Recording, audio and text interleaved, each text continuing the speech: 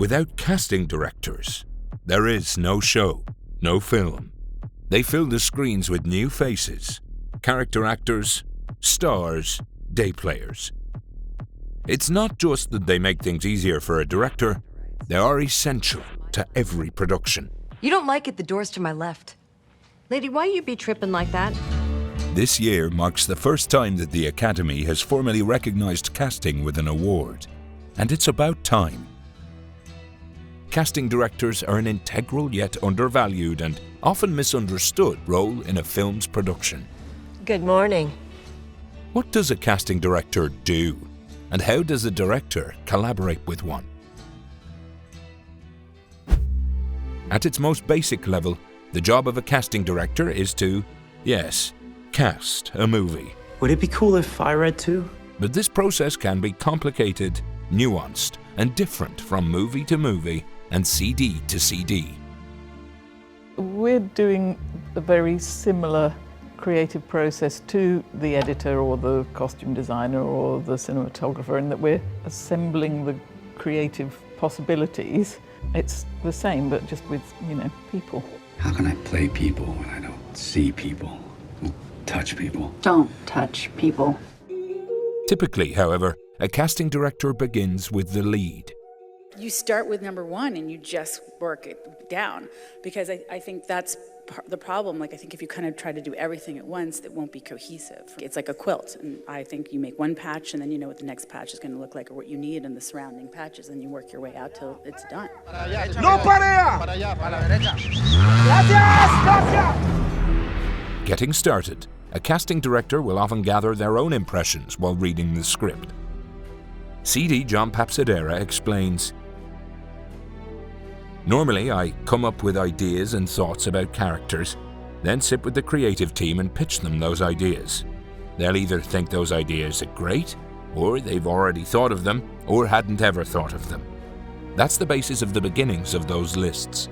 It's culminated and collected regarding who's an offer and who will read.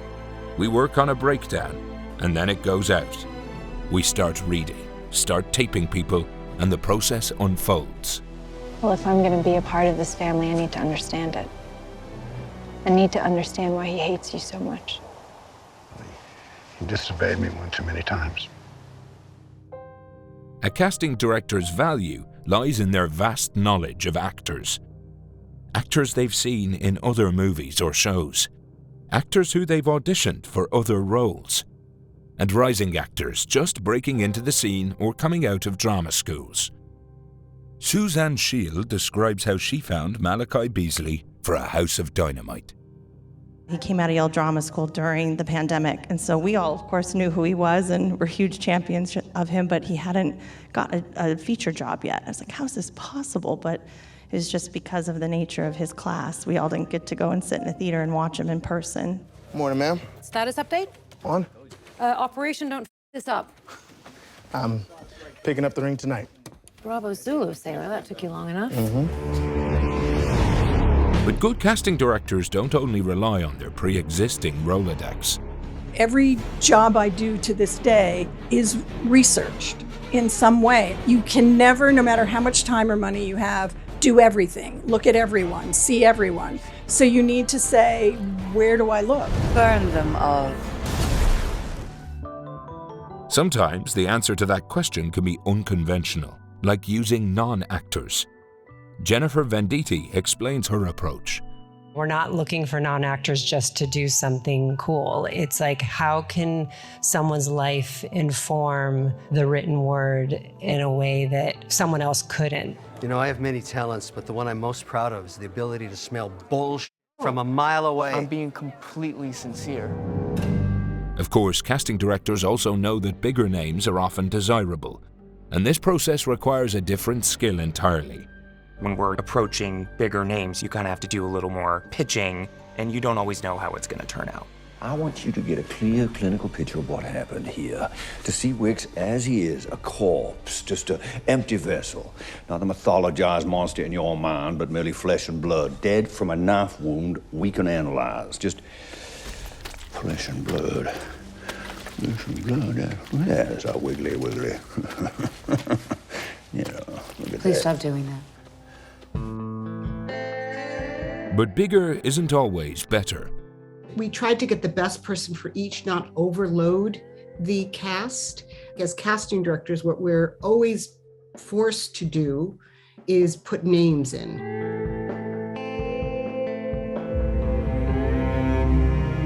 So it's often the casting director's job to expand the pre-existing ideas a director or producer may have for characters.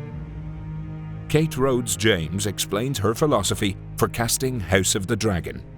I wanted to challenge everyone's preconceptions about these roles. And I think that's also part of what a casting director should do, is to say, yes, that could work, but what if we went that way? This brings us to our first tip for how a director should approach working with a casting director. Be collaborative. There's a reason directors and casting directors often work together again and again. They develop a shorthand and understand what the other will look for. Norman Jewison describes his process with casting director Lynn Stallmaster. The director has to cast the film. And it's not the producer, it's not the studio, it's the director. And he needs someone to talk to. It's very lonely. The work is done behind the scenes, two people sitting in an office, Lynn and I reading scenes, him acting some part and me acting the other. And out of it, I would say, well, how about so-and-so? And he'd say, not too obvious. That's something that Joe Blow could cast that. Let me look, because I think we can find what you're looking for. You're going crazy out of your mind. Now listen, hear me good, Mama, please. Don't make me have to send you to jail. Don't you care? There's white time in jail and there's colored time in jail. The worst kind of time you can do is colored time. A key part of collaboration is being open. A good CD should surprise you and push you beyond your initial ideas for characters. Call it. Heads. Heads.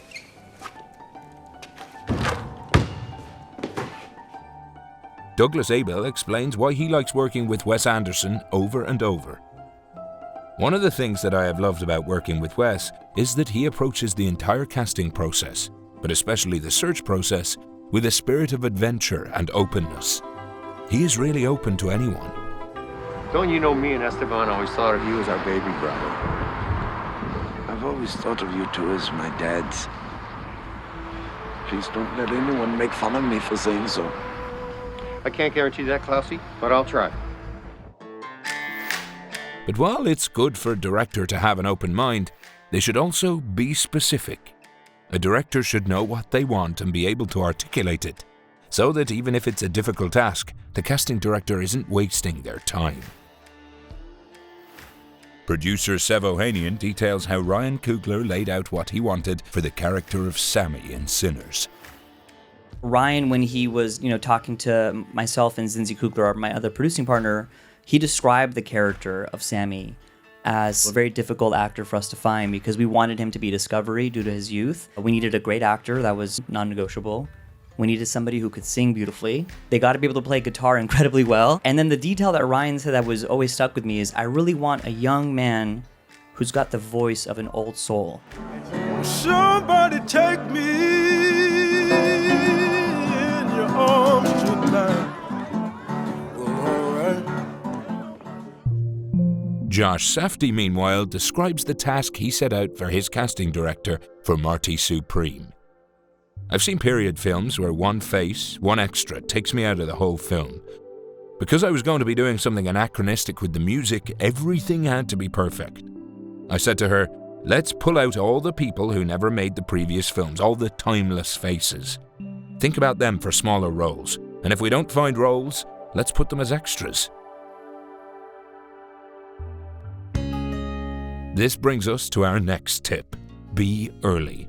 As we've established, casting is paramount, and it can take a long time to get it right. The sooner you get your casting director involved, the sooner you can start filming. Danny DeVito, who produced films like Reality Bites, Gattaca, and Erin Brockovich, notes, The first person I call, even before the movie has a green light, is the casting director. The collaboration in this most crucial element of filmmaking is invaluable to me. The casting director is as important an element to filmmaking as the production designer, costume designer, and the director of photography. And I'm going to be spending a lot of time in my car, so I'll probably be needing one of those cell phones of my own, won't I? I don't believe this. Just a little phone.